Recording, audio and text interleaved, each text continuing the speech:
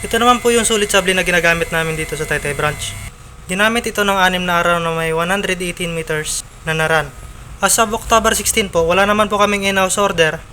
Ito po yung printer head. Ito naman po yung capping. Ganito naman po mag-head clean.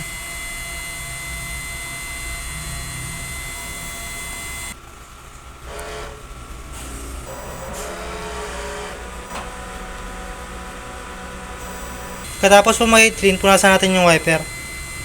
Ganito naman po yung nozzle test.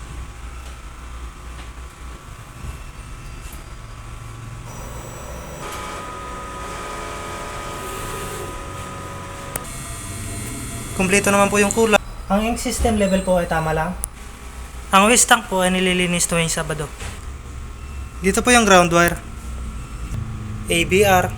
Dito naman po nakalagay yung aking stock. Dito po yung in-use supplies. Dito naman po yung unused. Tama lang po tayo sa CMYK. Dito naman po yung production log.